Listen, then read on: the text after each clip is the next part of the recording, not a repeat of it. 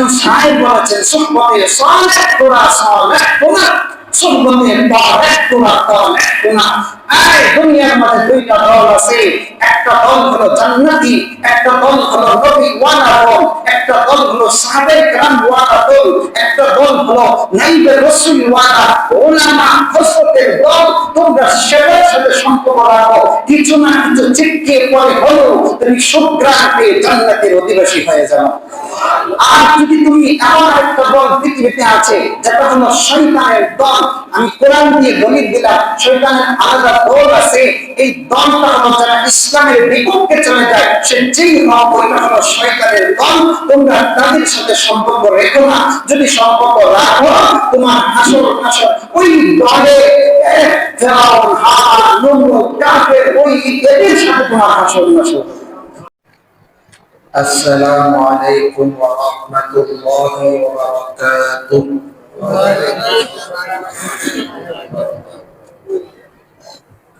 الحمد لله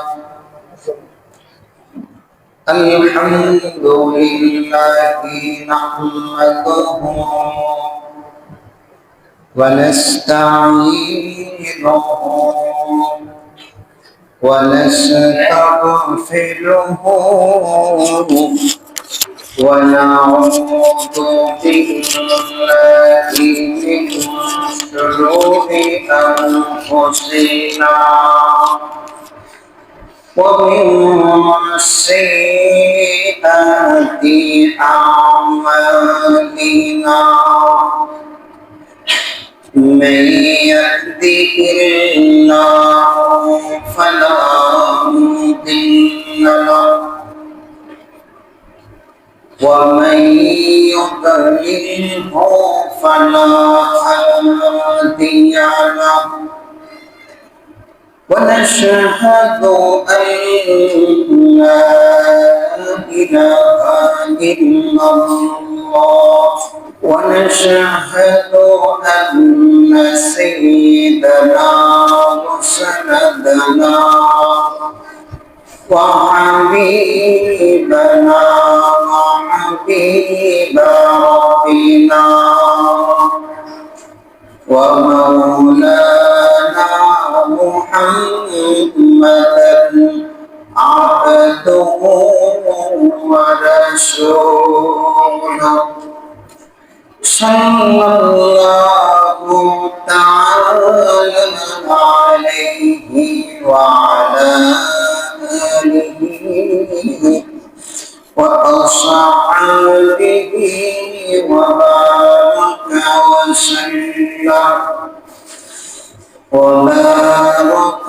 وسلم تسليما كثيرا. أما بعد فقد قال الله تبارك وتعالى في كلامه المجيد والفرقانه الحميد. أعوذ بالله من الشيطان الرجيم. بسم الله الرحمن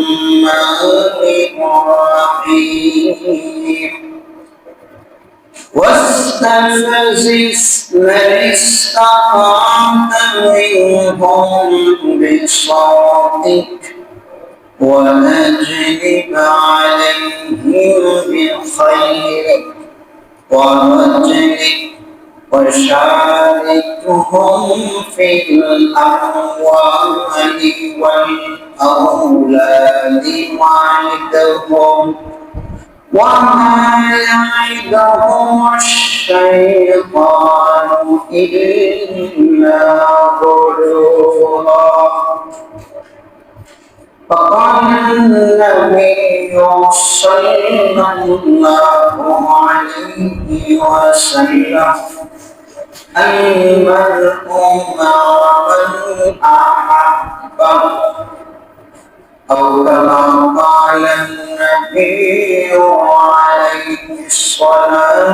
والسلام সকলে নামাজের নির্দেশ করতে اللهم صل على محمد وعلى آل محمد كما صليت على إبراهيم وعلى آل إبراهيم إنك حميد مجيد اللهم بارك على محمد وعلى آل محمد كما باركت على إبراهيم وعلى آل إبراهيم إنك حميد مجيد আল্লাহ রাব্বুল আলামিনের দরবারে লাখ কোটি শুকরিয়া যে মহান রব্বে কারীম আপনাকে আমাকে শুক্রবার দিন জুমার নামাজ আদায়ের উদ্দেশ্যে আগে উত্তরা সোজা করা যাবে মসজিদে এসে বসে কিছু কথা বলার এবং শোনার তৌফিক দান করেছেন এজন্য দিন থেকে অন্তরের উত্তরস্থল থেকে উচ্চ কণ্ঠে বলি মুহতারাম হাজিরিন আজকে যে বিষয়ে কথা বলবো সেই বিষয়টি হলো বন্ধুত্বতা ও শত্রুতার মূল নীতিমালা বন্ধুত্বতা ও শত্রুতার নীতিমালা এই বিষয়ে কোরআন ও হাদিসের আলোকে বিষয়টা যেন বুঝিয়ে বলতে পারি আল্লাহ তাআলা যেন তৌফিক দান করেন ওমা তৌফিক ইল্লা বিল্লাহ আল্লাহ রাব্বুল আলামিন মানব জাতিকে সৃষ্টি করেছেন মানব জাতিকে সৃষ্টির পর একটা ভালোবাসা মানুষের ভিতরে ঢুকিয়ে দিয়েছেন আল্লাহ রাব্বুল আলামিন যখন আদম আলাইহিস সালামকে সৃষ্টি করেছেন সৃষ্টির পর শয়তানকে বলেছে তুমি সিজদা করো শয়তান বলছে আমি আগুনের তৈরি আর আদম মাটির তৈরি মাটি যখন উপরে বিল মারে তখন নিচে পড়ে যায় কিন্তু আগুন যখন জ্বালিয়ে দেওয়া হয় তখন নিচে থাকে না উপরে ওঠে আমি উপরের মানুষ নিচের মানুষকে কেমনে সিজদা দিই ও সিজদা করে নাই শয়তান আল্লাহর আদেশ লঙ্ঘন করেছে যার জন্য শয়তান অভিশপ্ত হয়েছে লানতের পথটা নিয়ে জান্নাত থেকে বের হয়েছে যখন বের হয়ে যায় তখন আল্লাহর কাছে একটা সুযোগ সুবিধা নেওয়ার জন্য কয়েকটা প্রশ্ন করেছে এর মধ্যে একটা এমন ছিল আমি যেহেতু লানত প্রাপ্ত হয়েছি আল্লাহ আপনি আমাকে কিয়ামত পর্যন্ত হায়াত দিবেন আল্লাহ বললেন ঠিক আছে আমি তোমাকে কিয়ামত পর্যন্ত হায়াত দিলাম দ্বিতীয় নম্বর কিয়ামত পর্যন্ত আপনি আপনার পক্ষ থেকে আমার জন্য রিজিকের ব্যবস্থা করে রাখবেন যদি রিজিকের দানটা করতে হয় তাহলে তো ধোঁকা দিতে পারবেন না আল্লাহ বললেন ঠিক আছে যাও তোমার জন্য কিয়ামত পর্যন্ত রিজিকেরও ব্যবস্থা করে দিলাম তৃতীয় নম্বর আমি আপনার কাছ থেকে এই ওয়াদাটা নিতে চাচ্ছি যে আমি সমস্ত মানুষকে ধোঁকা দিয়ে জাহান্নামী বানিয়ে দেব আল্লাহ তাআলা বললেন এটাও অনুমতি দিলাম তবে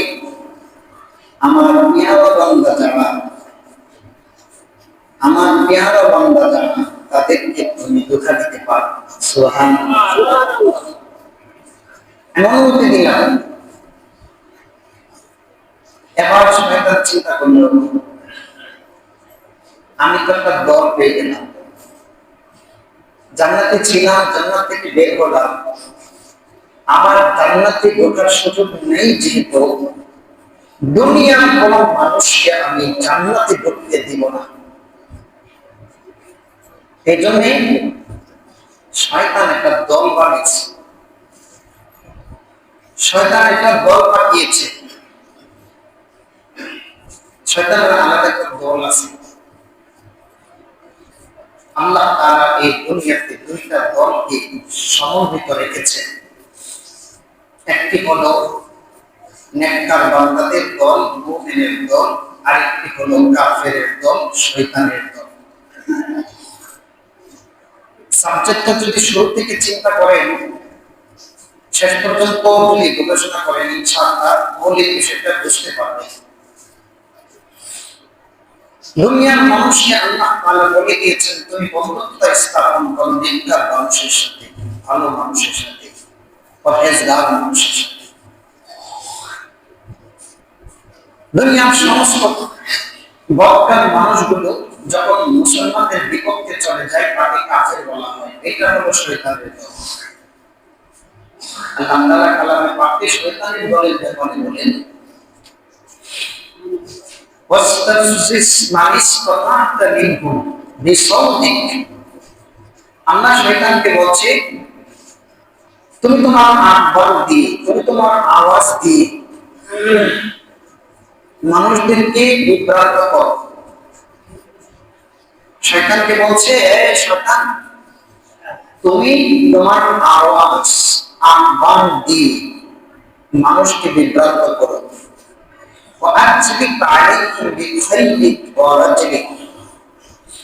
এবং তুমি আক্রমণ করো, পরিচালনা করো। আজলিক তুমি আক্রমণ করো, পরিচালনা করো দুইটা বাহিনীর মাধ্যমে। অশ্বারোহী বাহিনী আর পদাতিক বাহিনীর মাধ্যমে তুমি পরিচালনা করো, আক্রমণ করো মানুষকে ধোঁকা দেওয়ার জন্য, জাহান্নামমুখী বানানোর জন্য তুমি দুইটা বাহিনী নিয়ে আক্রমণ করো। একটা হলো অশ্বারোহী, আরেকটা হলো পদাতিক বাহিনী। এই দুই বাহিনী দিয়ে তাম পৃথিবীর সমস্ত মানুষকে ধোঁকা দিয়ে জাহান্নামী বানানো। তাহলে আল্লাহ এই কারণে পাকে সূরা বনী ইসরাঈলের 64 নম্বর আয়াতে পরিষ্কার বলে দিয়েছেন, শয়তানের দুইটা বাহিনী আছে। একটা হলো অশ্বারোহী আর একটা হলো পদাতিক বাহিনী। অশ্বারোহীহুম ফিল আমওয়ালি ওয়াল আওলাদ। এবং এই শয়তানকে পাওয়া বলেছে, মানুষের সন্তান সন্ততি আর মালের সাথে তুমি মিশে যাও। এর মহব্বত ভালোবাসা ভিতরে ঢুকায়, এটার সাথে তুমি মিশে যাও। ওয়াইদহুম, শয়তান তাদের কাছ থেকে ওয়াদা নিয়েছে যে আমি এই ওয়াদাটা নিলাম আল্লাহর কাছ থেকে, তোমাদেরকে আমি ধোঁকা দিয়া মাল সম্পত্তি সন্তান সম্পত্তিকে ধোঁকা দিব। খাইরিক ওয়া রাজলিক, অশ্বারোহী আর গৌ, অশ্বারোহী আর পদাতিক বাহিনী দিয়া ধোঁকা দিব। শয়তান যে ওয়াদাটা দিল, ওমা ইয়াইদুহুম আশ-শাইতানু ইল্লা গুরুরা। আল্লাহ বলেন, এই শয়তান যে ওয়াদাটা করেছে, এই ওয়াদা, এই শয়তানের ওয়াদাটা একমাত্র ছলনা, ধোঁকা ছাড়া কিছুই না। আপনারা যদি শুরু থেকে কথাগুলো বোঝেন, শেষে ইনশাআল্লাহ বিষয়টা কঠিন না, সহজ। দুনিয়ার মাঝে আমি বন্ধুত্বটা স্থাপন করব কার সাথে? আল্লাহ তাআলা কালামে পাকে পরিষ্কার বলে দিয়েছেন। এখানে তাফসীর বিশারদের মধ্যে কোরআন কারীমের সবচেয়ে বেশি তাফসীর গ্রহণযোগ্য এবং ব্যাখ্যাকারক ইবনে আব্বাস রাদিয়াল্লাহু আনহু। তিনি বলেছেন, দুনিয়ার মাঝে মুসলমানদের বিপক্ষে যে দলটা চলে যায়, ওইটাই হলো শয়তানের দল। দুনিয়ার মাঝে মুসলমানদের বিপক্ষে যে দলটাই চলে যায়, এটাই হলো শয়তানের দল। আর বিখাইরি ওয়া রাজলি, অশ্বারোহী আর পদাতিক বাহিনীর দ্বারা উদ্দেশ্য যেই বান্ধা আর বান্দি দ্রুত পাপের দিকে আকৃষ্ট হয়, এই হলো অশ্বারোহী বাহিনী। আর রাজনী পদাতিক বাহিনী, যেই বান্দা আর বান্দি স্লো আস্তে আস্তে পাপের দিকে ধাবিত হয়, এটা হলো পদাতিক বাহিনী। আপনার শয়তান কিছু মানুষকে অতি দ্রুত আকৃষ্ট করে তাকে পাপের দিকে ধাবিত করে, এমন পাপের মজা দিবে যে মুসলমানদের বিরুদ্ধে সে দাঁড়াতে সামান্য পরিমাণ কুণ্ঠাবোধ করবে না। আমার কিছু মানুষ আছে তাকে অনেক ফুসলাইতে ধোঁকা দিতে দিতে সময় পার করতে করতে এক পর্যায়ে আস্তে আস্তে তাকে পাপের দিকে আকৃষ্ট করবে।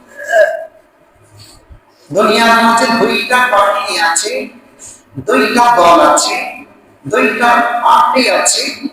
এই দুই পার্টি, দুইটা দল, একটা দল যাবে জান্নাতে, আরেকটা দল যাবে জাহান্নামে। একটা দলের নেতৃত্ব দেবে মুমিন মুসলমান, আরেকটা দলের নেতৃত্ব দেবে শয়তান। এখন আসেন, আমি কার সাথে বন্ধুত্বটা করব? একজন মুসলমানের জন্য উচিত হবে যে আপনি বন্ধুত্বটা করবেন তার সাথে, একমাত্র মুমিন মুসলমানের সাথে আপনি বন্ধুত্ব করবেন।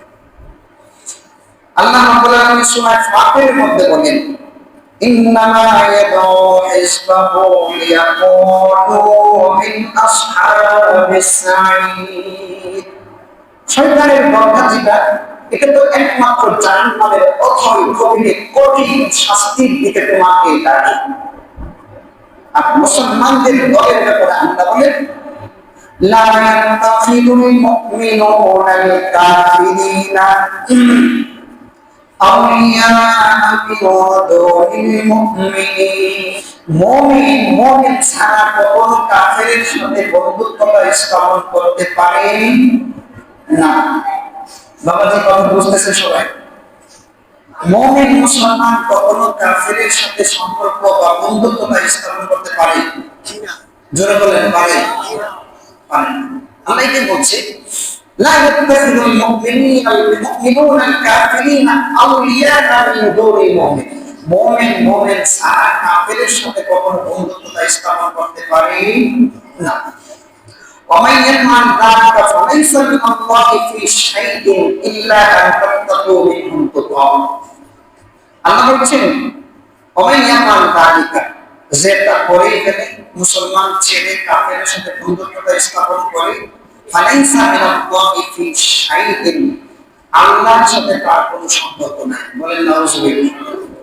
ইল্লা আন তাত্তাকু মিনহুম তুকাম, তবে এমন যদি হয় যেখানে বিধর্মী সংখ্যা বেশি, সংখ্যাগরিষ্ঠের মাঝে সংখ্যালঘু মুসলমান বসবাস করছে, তাদের সাথে যদি হা না বলে, তারপর নির্যাতন, জুলুম, অত্যাচার এমন ভাবে চাপিয়ে দিবে যে তাকে পুরো ফ্যামিলি সহ মেরে ফেলবে, এমন অবস্থায় তার সাথে সম্পর্ক স্থাপন করা যাবে। আল্লাহ ইল্লা ব্যবহার করছে, ইল্লা আন তাত্তাকু মিনহুম তুকাম, সম্পর্ক স্থাপন করা যাবে। এটা হলো বাহ্যিক সম্পর্ক, অন্তরঙ্গ বন্ধু বানানো যায়। কাফের মুশরিক যারা আল্লাহকে মানে না, তার সাথে অন্তরঙ্গ বন্ধু বানানো যাবে না। বাহ্যিক দৃষ্টিতে বাঁচার জন্য তার সাথে একটা সম্পর্ক রাখতে পারবে।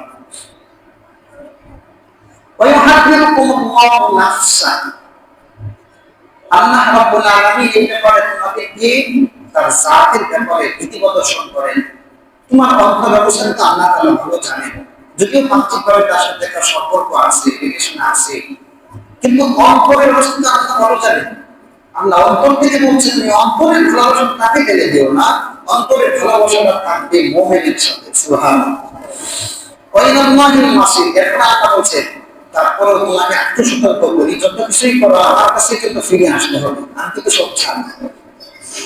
তাহলে একজন মুমিন মুসলমানের জন্য উচিত হবে ভালোবাসা, বন্ধুত্ব স্থাপন করা। এটা কি কাফেরের সাথে না মুসলমানের সাথে?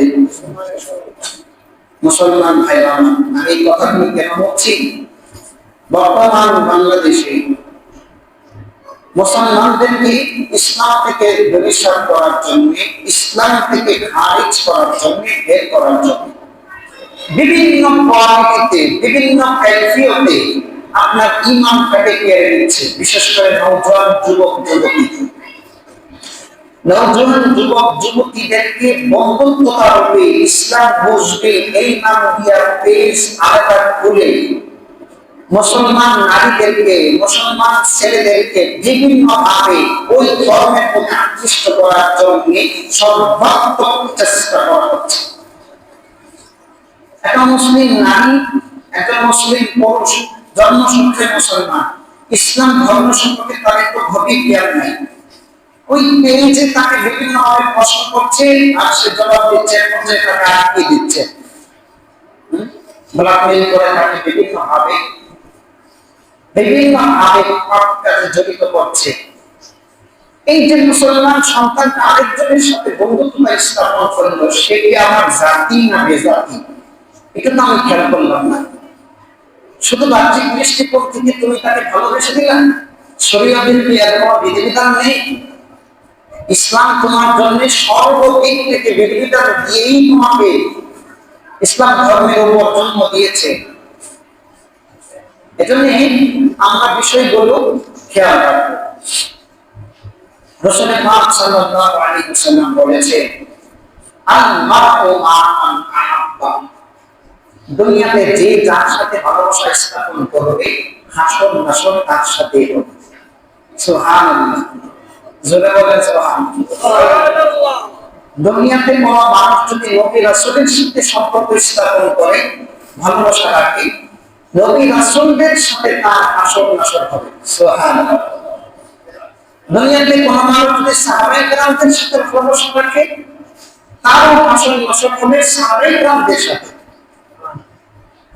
দুনিয়াতে কোন মানুষ যদি আলে মাওলানা নাইবে রাসূলদের সাথে সম্পর্ক রাখে, হাসরের মাঠে ওই আলে মাওলানা আর নাইবে রাসূলদের সাথে তার হাসর নাসর হবে। আর দুনিয়াতে কোন মানুষ যদি কোন পাপিষ্টের সাথে সম্পর্ক রাখে, অন্তরঙ্গ বন্ধু বানিয়ে ফেলে কোন কাফেরের সাথে, তাহলে তার হাসর নাসর ওই কাফেরের সাথেই হবে। এটা রাসূল বলেছেন। বুখারী শরীফ এবং মুসলিম শরীফের মধ্যে হাদিস কানে এসেছে। সরাসরি কোরআনের দিকে যায়, আল্লাহ তাআলা কোরআনুল কারীমে কি বলছে, একজন মানুষ যার সাথে সম্পর্ক রাখে তার সাথে হাসর নাসর কি ভাবে করে, আল্লাহ কোরআনে কি বলছে দেখেন। সূরা আনফালের 37 নম্বর আয়াতে আল্লাহ বলেন, ইয়াজআলুল খাবিথা কাফুহু বা'দু আলা বা'দি, ইয়াজআলুল খাবিথা বা'দু আলা বা'দি ফায়ারকুমুহু জামিআ ফায়াজআলুহু ফি জাহান্নাম। আল্লাহ বলেন, ইয়াজআলুল খাবিথা বা'দু আলা বা'দি, পাপিষ্ঠকে পাপিষ্টের সাথে মিলিয়ে, অপরাধকারী অপরাধের সাথে মিলিয়ে, নাস্তিক নাস্তিকের সাথে মিলিয়ে, পৃথিবীর মাঝে সমস্ত কাফের মুশরিক এক, আল কুফরু মিল্লাতুন ওয়াহিদা। রাসূল বলেছেন, তাম পৃথিবীর সমস্ত কাফের মুশরিক এক। হয়তো তার ধর্মের নাম থাকতে পারে হিন্দু, ধর্মের নাম থাকতে পারে খ্রিস্টান, ধর্মের নাম থাকতে পারে বৌদ্ধ, ধর্মের নাম থাকতে পারে ইহুদি, কিন্তু জাতিগত দিক থেকে মানুষের বিভিন্ন নাম থাকতে পারে, কিন্তু কুফরিয়াতের দিক থেকে সব এক।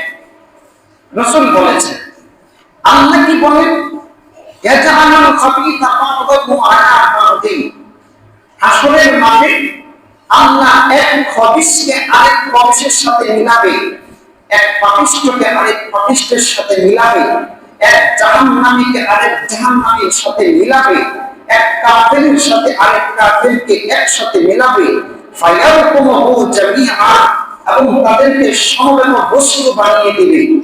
আমরা যেমন বোঝা বানাই না, লাকড়ি বোঝা দেখছেন কেমনে বানায়, একটা রশির উপরে লাকড়ি প্রথমে 2-4টা রাখি, তারপর এটার মধ্যে 10-15-20টা লাকড়ি রেখে আমরা বাদ দিয়ে দেই না।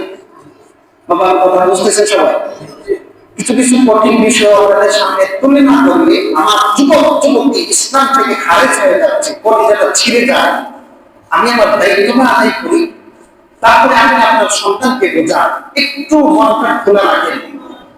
আপনাকে কিভাবে যে ধর্ম থেকে ত্যাগ করে ফেলছে, কিভাবে ইসলাম থেকে খারিজ করে ফেলছে আপনার সন্তানকে, আপনি বুঝতে পারছেন না। আমরা লাকড়ি বোঝা বানাই, মাঝখানে একটা রশি রেখে উপরে 2-4-5টা পতনের লাকড়ি রাখি, এরপরে 10-20টা রেখে তারপরে আমরা ওইটাকে বাদ দিই, সত্য করে দেই কি দেয় না?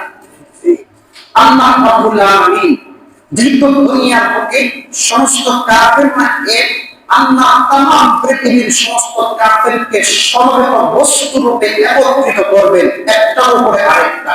মা বলু আলা রাব্বিল আল্লাহ কালামে পাকে বলছে সূরা আনফালে 37 নম্বর আয়াত পড়ে দেখবেন, একটার উপরে আরেকটাকে বস্তু রূপে বানিয়ে আল্লাহ ভালোভাবে সবকে একত্রিত করবেন। ট্রাক থেকে যেমন আমরা মাটি ফেলাই, একটা স্তূপ রূপে আরেকটা পড়ে, চালের বস্তা ঢেলে দেয়, ধানের বস্তা ঢেলে দেয়, ট্রাকের পিছন দিক থেকে হাওয়া দিলে উপর দিকে উঠে একটা বস্তা একটা পরে কি পড়ে না? দেখেছেন পড়ে না? পড়ে। আল্লাহ তাআলা হাসরের মাঠে একটা কাফেরকে আরেকটা কাফেরের উপরে এইভাবে অমরস্ত হয়ে উপর জমি একটা রূপে আরেকটা ফেলে সমবেত বস্তু রূপে বানিয়ে দিবে। ফি জাহান্নাম, সবকে একত্রিত সমস্ত বস্তু রূপে বেঁধে তাদেরকে একসাথে জাহান্নামে নিক্ষেপ করবে। বলেন নাউজুবিল্লাহ। এখন আপনি যদি সম্পর্ক রাখেন কাফেরের সাথে, আপনার এই সম্পর্কের কারণে আপনাকেও টেনে সেখানে নিবে কি নিবে না? নিবে। জোরে বলেন, নিবে কি নিবে না? আলহামদুলিল্লাহ, কথাগুলো বুঝতেছেন, বোঝা গেছে। একজন কাফেরের সাথে মুসলমানের সম্পর্ক বন্ধুত্ব, অন্তরঙ্গ বন্ধুত্ব হবে। এখন প্রশ্ন, ইসলাম ধর্ম তো এমন না যে কাফেরের সাথে আমি দুর্ব্যবহার করবো, কাফেরের সাথে অসভ্য ব্যবহার করবো না। ইসলামে এটা শিক্ষা দেয়নি। আল্লাহ রাসূল সাল্লাল্লাহু আলাইহি ওয়াসাল্লামের শুধু চরিত্র দেখে হাজার হাজার কাফের মুসলমান হয়েছে কি হয় নাই? জোরে বলেন, হয়েছে কি হয় নাই?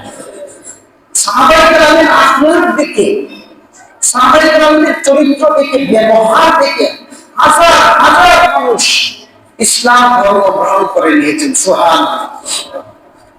আল্লাহ তাআলা কালামে পাকে কথাগুলো বলছেন, সূরা আনফালের 108 নম্বর আয়াত, ওয়ালা তাসাব্বুল্লাযীনা ইয়াদউনা মিন দুনিল্লাহ ফায়াসুব্বুল্লাহা আদওয়ান বিগাইরি ইলম।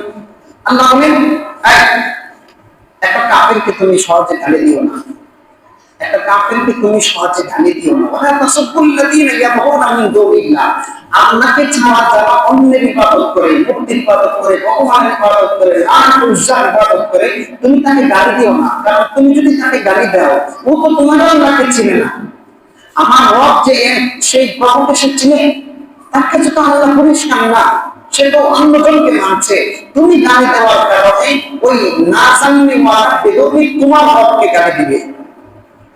এজন্য ইসলামী শরীয়তের বিধান হলো, একটা কাফেরকে তুমি গালি দিও না, তাদেরকে হিকমতের সাথে সৌহার্দ্য ব্যবহার করে, সুন্দর ব্যবহার করে, ভালো ব্যবহার করে, তাদেরকে ওয়াজ ও নসিহতের মাধ্যমে এবং তাদেরকে বাহ্যিক দৃষ্টিকোণ থেকে সুসম্পর্ক রাখা। কেন?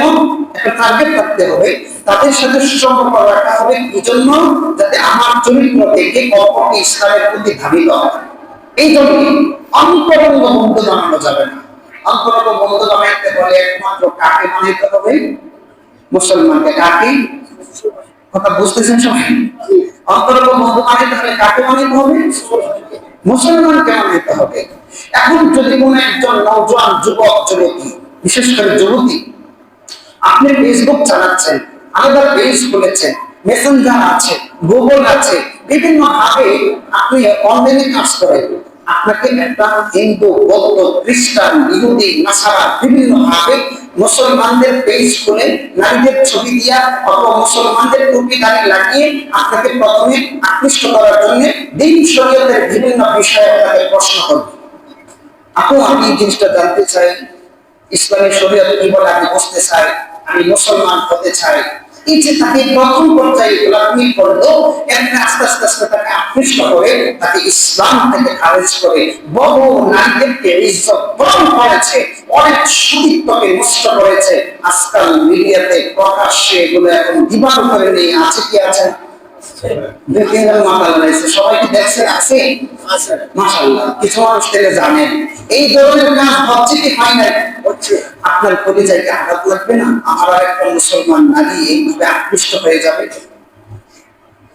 এটা আমার পরিচয় লাগে। এই জন্য আজকে এই সাবজেক্টটা নিলাম। আপনারা নিজেদেরকে এই বুঝটা কম করতে দেন, আপনি ঠকেন নাই, আপনি এমন ধর্মের উপর আছেন। দুনিয়ার মাঝে যদি আপনি জুলুম নির্যাতনের স্পিন রোলারে থাকেন, আর অত্যাচারে খাবার নাই কোনো কিছু নেই, দুনিয়া যদি পান যতটুকুই পান পেয়েছেন, আর আল্লাহ আপনার জন্য অঢেল সম্পত্তি রেখে দিবেন। আপনার দুনিয়াতেই সব। এই জন্য তারা যা ইচ্ছাটা করতেছে, যা ইচ্ছাটা করতেছে। এখন মুসলমান সম্পর্ক রাখবে একমাত্র আল্লাহ তাআলার সাথে, রাসূলের সাথে। আল্লাহ তাআলার সাথে আর কার সাথে? রাসূলের সাথে। আর মুসলিম উম্মাহের নেককার বান্দাদের সাথে একজন মুসলমান সম্পর্ক রাখবে। কাফের মুশরিক বেদুইনদের সাথে সম্পর্ক রাখবে না। হ্যাঁ, কেমন সম্পর্ক? যতটুকু না হলে নয়, কিন্তু অন্তরঙ্গ বন্ধু বানানো যাবে না। অন্তরঙ্গ বন্ধু বানানো যাবে না। অন্তরঙ্গ বন্ধু বানাইতে হলে একমাত্র আল্লাহ রাব্বুল আলামিনের দেওয়া যে পাঁচটি দল, এই দলটাকেই অন্তরঙ্গ বন্ধু বানাইতে হবে। ওরা কারা? ওরা হলো মুমিন, মুসলমান। হাদিস শরীফে এসেছে, ইন্না মিনাল কাবাইরি আন ইয়াশতামা আর-রাজুলু ওয়ালিদাইহি। আমরা যে রাসূল সাল্লাল্লাহু আলাইহি ওয়াসাল্লাম বলেছেন, মানুষ নিজের মাকে বাবাকে গালি দিবে। সাহাবায়ে-কেরাম বললেন, আলু ইয়া রাসূলুল্লাহ হাল ইয়াশতাম রাজুলু ওয়ালিদাইহি ওয়া হাল ইয়াশতামু রাজুলু ওয়ালিদাইহি। আমি একজন ছেলে বা মেয়ে নিজের বাবাকে মাকে গালি দিবে? সাহাবায়ে-কেরাম জমানায় এটাকে আশ্চর্য মনে করছে। ইয়া রাসূলুল্লাহ, এটা কিভাবে সম্ভব? নিজের সন্তান নিজের মাকে নিজের বাবাকে গালি দিবে? রাসূল সাল্লাল্লাহু আলাইহি ওয়াসাল্লাম বললেন, আলা নাআম, হ্যাঁ দিবে। কিভাবে? ইয়াসুব্বু আবার রাজুলি ফায়াসুব্বু আবাহু ওয়া ইয়াসুব্বু উম্মাহু ফায়াসুব্বু উম্মাহু। একটা মানুষ একজন পুরুষ আরেকজন বাবাকে গালি দিল, একজন নারী আরেকজন বাবাকে গালি দিল। গালি দেওয়ার কারণে ওই ব্যক্তি আপনার বাবাকে গালি দিল, বাবার নাম ধরে। কথাগুলো বুঝতেছেন না আপনি? আপনি রাসূল সাল্লাল্লাহু আলাইহি ওয়াসাল্লাম হচ্ছে যে গালি খাওয়াবে, মানে গালি দিবে, নিজের বাবাকে মাকে গালি দিবে। সাবেক অবাক হয়ে গেছে, আরে আশ্চর্য, নিজের আম্মাকে একবারে গালি দিবে, তখন কিভাবে দিবে? যে আরেকজনকে বাবার নাম করে গালি দেওয়ার কারণে ওই ব্যক্তি তার বাবাকে সহ 14 গোষ্ঠী পর্যন্ত গালি খাওয়াবে। তাহলে খাওয়ান না, নিজের মাকে তুলে গালি দেওয়ার কারণে ওই ব্যক্তি ছাড় দিবে না। তো ওই গালিটা রাসূল নিজের উপরে নিয়ে এসেছে। তুমি তাকে প্রথম গালি দেওয়ার কারণে ওই ব্যক্তি তোমার মাকে সহ গালি দিল, তোমার বাবাকে সহ গালি দিল। শরীয়ত বলে এটা জায়েজ না, এটা জায়েজ না। আর কাফের মুশরিকদের বলে আরো কঠোর না, এদের কোন সময় যতটুকু না করে নয়। শরীয়তের বিধান যেভাবে বলেছে যে মূর্তি পূজা করা হারাম, এই জিনিসটা বোঝা হয়। আল্লাহকে ছাড়া অন্য কাউকে ইবাদত করা, ছাওয়া চিন্তা করা, এই কপাল লাগানো, এটা হারাম। শরীয়তের মাঝে এসব জিনিস বোঝাবে। হয়তো বাংলাটি আজকে কিছু তাদের উপর চেপে দিতে পারবেন না, শরীয়তে নিষেধ। সঠিকভাবে জাস্টিফাই করে তার ব্যাপারে যদি দেখেন যে শরীয়ত বর্ধিত কাজ করছে, যতটুকু না হলে নয় এতটুকু বলতে পারবেন শরীয়তের বিধান। এবং শরীর একক করেছে একজন বিধর্মীকে তুমি নিরাপত্তা দাও। এত কিছু ইসলাম ধর্মে থাকার পরেও ইসলাম ধর্মকে কেউ যদি বলে সাম্প্রদায়িক, বাবা এটা কি বলবে? এত কিছু শরীয়তে বলছে কি, ওই বন্ধুত্বটা রাখো, অন্তরঙ্গ না রেখে বাহ্যিকভাবে রাখো।